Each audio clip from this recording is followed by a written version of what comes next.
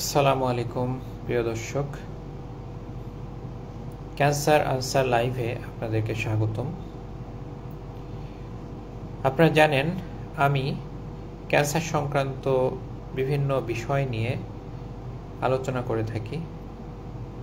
এর মাধ্যমে ক্যান্সার সম্পর্কিত মৌলিক এবং যথার্থ সাধারণ জ্ঞান প্রান্তিক পর্যায়ের মানুষের দোরগোড়ায় পৌঁছে দেওয়া সম্ভব হয়, তাদেরকে ক্যান্সার সচেতনভাবে গড়ে তোলা এবং একই সাথে ক্যান্সার রোগীর জন্য একটি সুন্দর পৃথিবী গড়ে তোলার স্বপ্ন নিয়েই এই ক্যান্সার আনসার লাইভ করা হয়।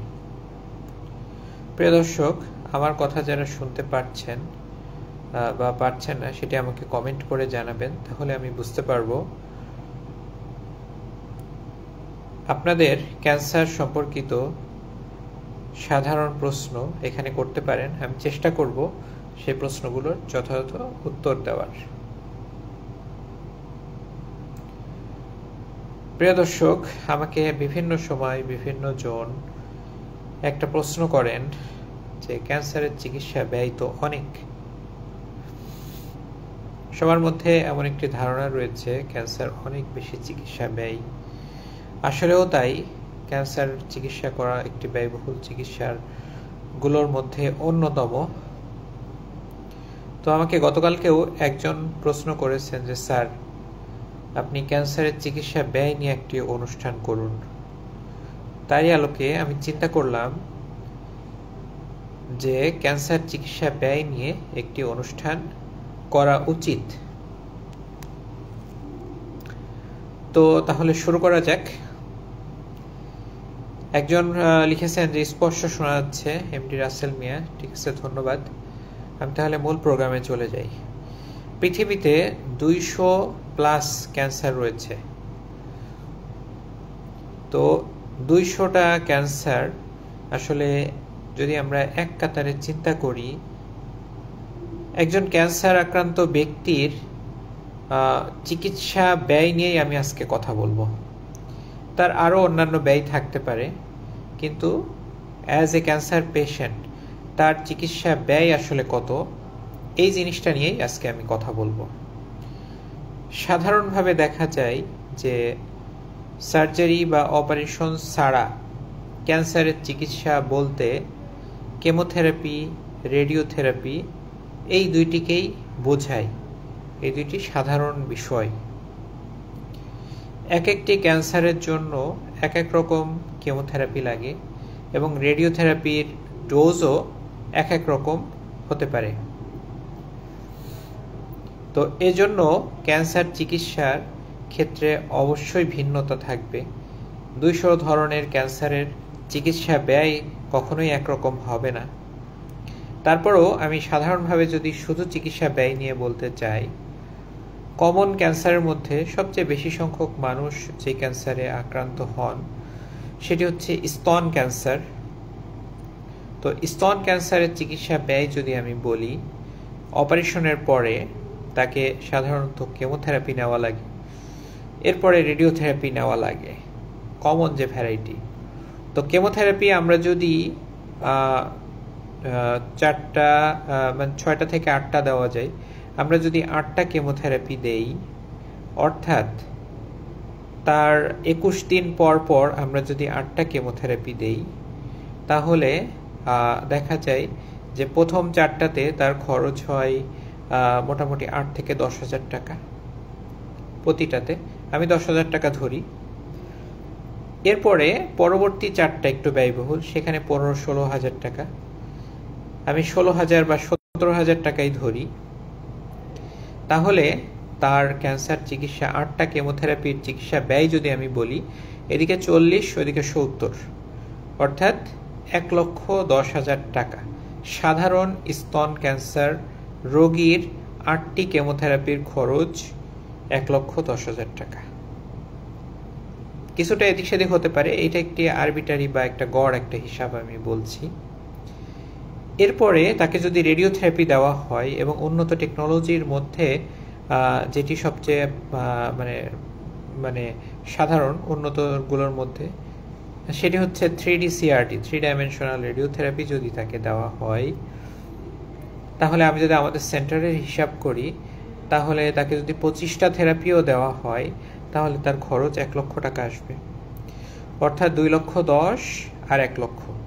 এখানে আমি যদি তার 15টা রেডিওথেরাপি দেই, তাহলে তার খরচ আসবে 85,000, অর্থাৎ 1,10,000 আর 85, তাহলে তার খরচ আসবে 2 লক্ষ টাকার কাছাকাছি, টোটাল কেমোথেরাপি এবং রেডিওথেরাপি।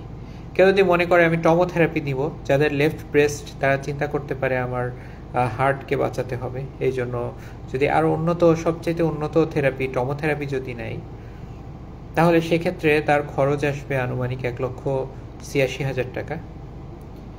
তাহলে তার খরচ 2,86,000 টাকা বা 3 লক্ষই ধরেন। তাহলে একজন স্তন ক্যান্সার রোগীর টোটাল চিকিৎসা 2 থেকে 3 লক্ষ টাকা, সার্জারি বাদে সাধারণ স্তন ক্যান্সার রোগীর চিকিৎসা 2 লক্ষ টাকা থেকে 3 লক্ষ টাকা, যদি আপনি সবচেয়ে ভালোটা নেন। তো এটা হচ্ছে একটা রেঞ্জ আমি বললাম, কিছু কিছু ব্যতিক্রম তো অবশ্যই আছে। তো এই টাকাটা কি একদিনে লাগে? না, একদিনে লাগে না। অর্থাৎ আপনি যখন কেমোথেরাপি শুরু করবেন, 21 দিন অন্তর অন্তর আপনাকে 8 থেকে 10,000 টাকা লাগবে, 10,000 টাকাই ধরেন। তাহলে আপনার 8টা কেমো যদি আপনাকে দেওয়া হয়, তাহলে প্রতিবারে আপনি 21 দিন সময় পাচ্ছেন। 8টা কেমো মানে আপনার 8 দুগুণে 16, 168 দিন ধরেন, আপনি এখানে 6 মাসই গেল। আর আপনার রেডিওথেরাপি যদি 25টা দেন, তাহলে 1.5 মাস। তাহলে আপনার 6 আচ্ছা, এখানে 5.5 আর 1.5 মানে 7 মাস ধরা যায়। একজন স্তন ক্যান্সারের, সাধারণ স্তন ক্যান্সারের, হরমোন রিসেপ্টর পজিটিভ স্তন ক্যান্সারের চিকিৎসা সম্পন্ন হতে সময় লাগবে 7 মাস, আর টাকা লাগবে 2 লক্ষ টাকা। আমার কাছে প্রায়ই রোগীরা আসে এবং তারা বলে যে স্যার, টাকা পয়সা তো সব শেষ করে দিলাম ক্যান্সারের চিকিৎসা করতে চেয়ে। তো আমি তখন জিজ্ঞাসা করি, আপনার চিকিৎসা ব্যয় কত হয়েছে, কি কি চিকিৎসা আপনি নিয়েছেন?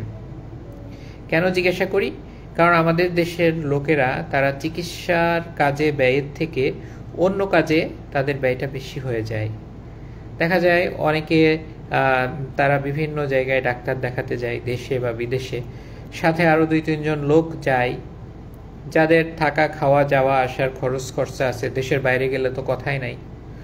তো এই সব কারণে দেখা যায় তার এর থেকে কয়েক গুণ বেশি খরচ হয়ে যায়। অথচ আপনি বেসরকারিভাবেও যদি নেন, আপনি যদি মানে চিকিৎসাটা যদি যথাযথভাবে দ্রুততম সময়ে নেন, তাহলে কিন্তু আপনি 2 লক্ষ টাকার মধ্যেই একটা স্তন ক্যান্সারের চিকিৎসা কমপ্লিট করতে পারছেন। এরপরে আসুন ফুসফুস ক্যান্সার।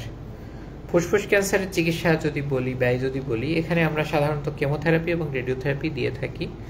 অনেক ক্ষেত্রে দেখা যায় ওরাল থেরাপি, শুধুমাত্র ওরাল থেরাপি দিয়েও চিকিৎসা করা যায়। তো আমরা যদি কেমোথেরাপি যদি দেই, তাহলেও ফুসফুস ক্যান্সারের ক্ষেত্রে আমরা যদি করি, ফুসফুস ক্যান্সারের কেমোথেরাপির রেঞ্জ যদি বলি দেশীয় মেডিসিন নিয়ে, সেটি হয়তো 20 থেকে 30,000 টাকা লাগতে পারে 21 দিন পর পর।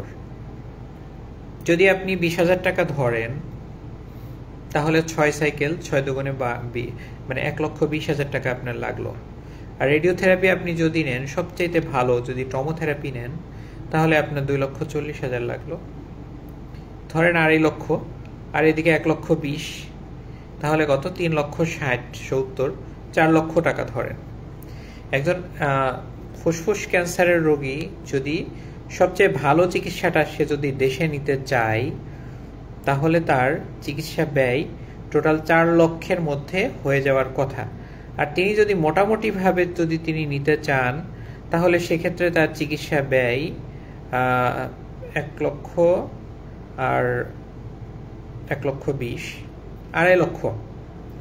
অর্থাৎ একজন ফুসফুস ক্যান্সারের রোগী, তিনি যদি দেশেই যদি চিকিৎসা নিতে চান এবং তিনি যদি বেসরকারিভাবে উন্নত মানের, মোটামুটি মধ্যম মানের চিকিৎসা যদি নিতে চান, তাহলে তার টোটাল চিকিৎসা ব্যয় হবে 2.5 লক্ষ টাকা।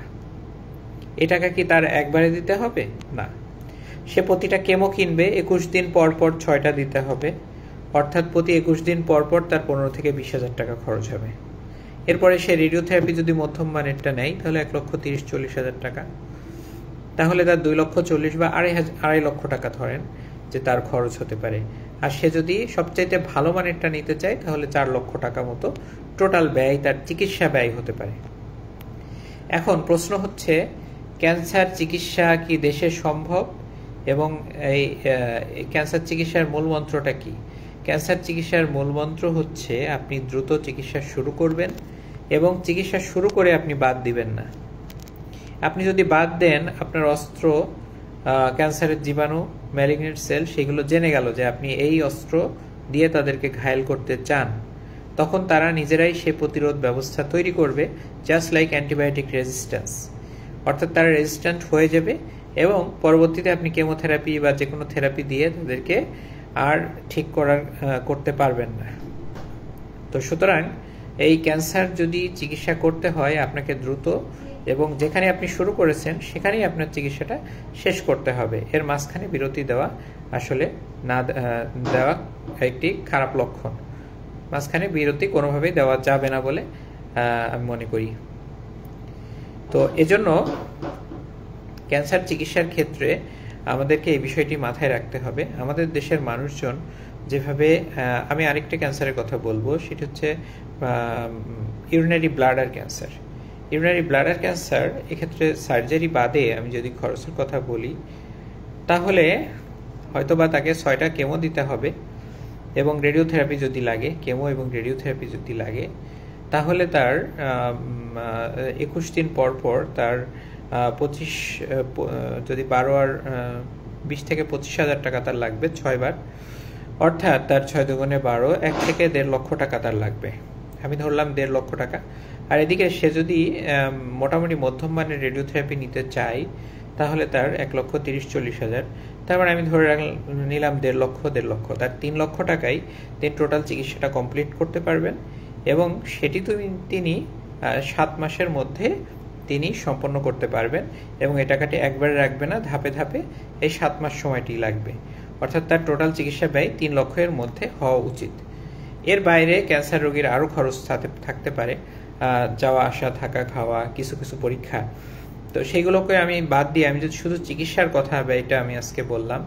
তো প্রিয় দর্শক, আপনারা যদি চিন্তা করেন যে কোনো রোগ, সেটা কিন্তু যদি কিডনি রোগ চিন্তা করেন যাদের 3 দিন সপ্তাহে ডায়ালাইসিস দেওয়া লাগে, অন্য আরও রোগ আছে, হার্টের সমস্যা আছে, স্টেন্টিং করা লাগতে পারে, হার্টের প্রসিডিওর করা লাগতে পারে, অনেক রোগ রয়েছে যেগুলো আসলে অনেক ব্যয়বহুল এবং এগুলো আসলে সারা জীবন করতে হয়। কিন্তু ক্যান্সারের চিকিৎসা আপনি এই 6 থেকে 8 মাসের মধ্যে আপনি যদি ক্যান্সারের চিকিৎসাটা সম্পন্ন করে ফেলতে পারেন তাহলে আপনার খরচও কম হবে এবং আপনি ক্যান্সার থেকে ভালো হওয়ার বা মুক্ত হওয়ার সম্ভাবনাও আপনার অন্যদের তুলনায় বেশি থাকবে।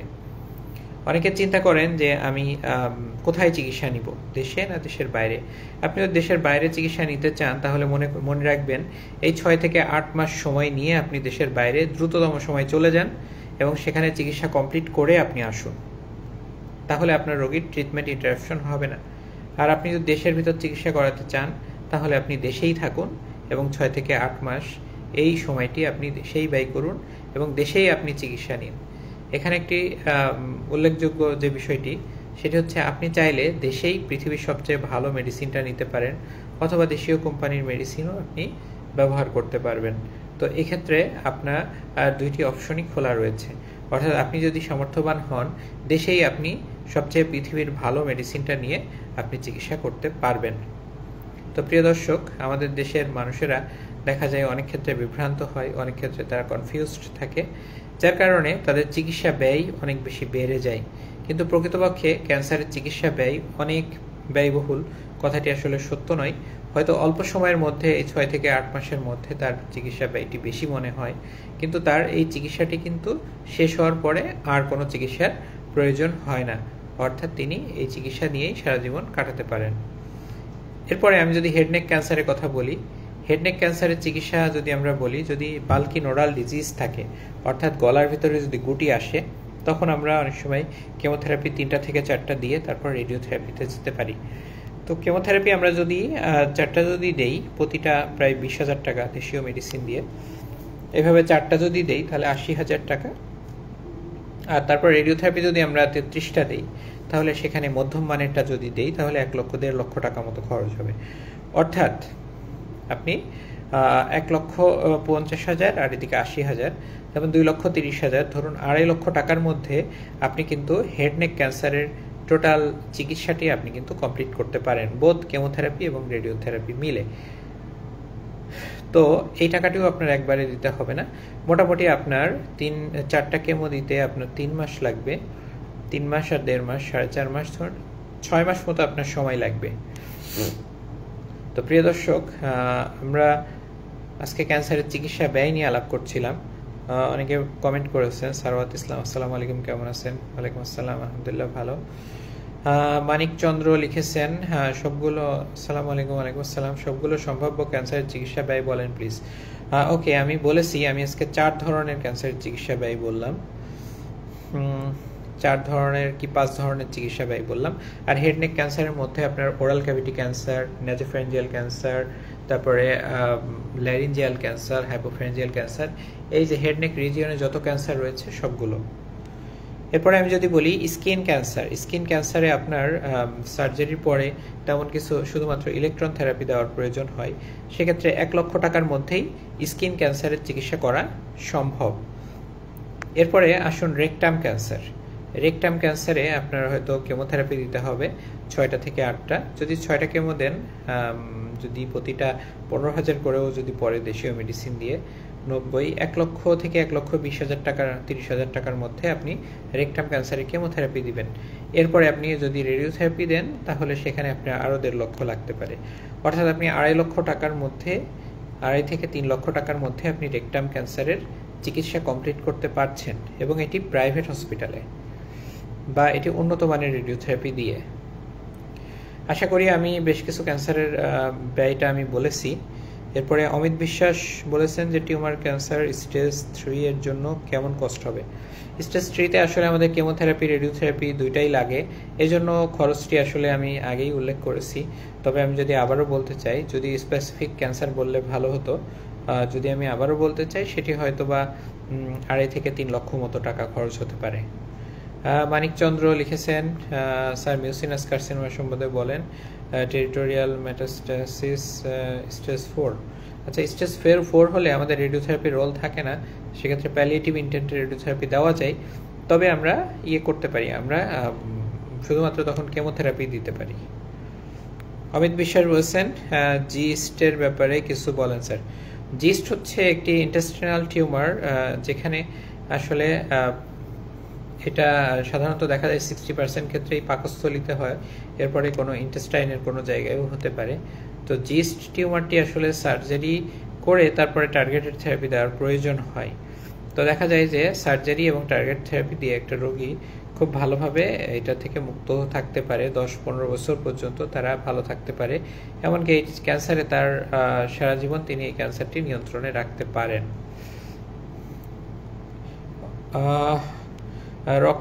রকি বলেছেন যে স্যার লাংস ক্যান্সারের জন্য কেমন খরচ আসবে।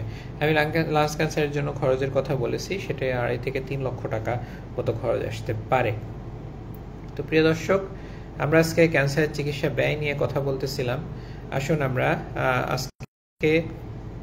আজকে আমরা ক্যান্সারের চিকিৎসা ব্যয় যেটি আমি বললাম, এটি দেশি মেডিসিন দিয়ে এবং দেশের মধ্যে চিকিৎসা করার ক্ষেত্রে।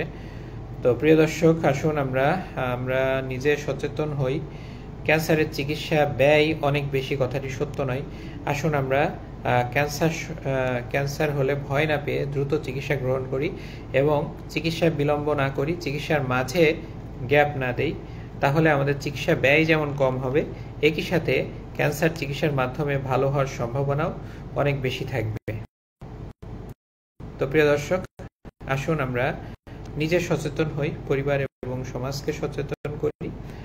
আপনার সকলের ঐকান্তিক প্রচেষ্টায় দূর হোক ক্যান্সার চিকিৎসার সকল অন্তরায়। সবাই ভালো থাকবেন, সবাইকে অসংখ্য ধন্যবাদ। আসসালামু আলাইকুম।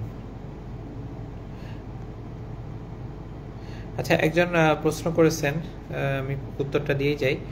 স্যার আমার মোস্তাফিজুর রহমান, স্যার আমার মা 9টা কেমোথেরাপি দিতেছি, এখন সিএটিএস 3130 ছিল, 7টা কেমোথেরাপি দেওয়ার পরে তার মানে আপনার মায়ের আসলে প্রোগ্রেসিভ ডিজিজ আমরা বলি, এটা বায়োকেমিক্যাল রিকারেন্স।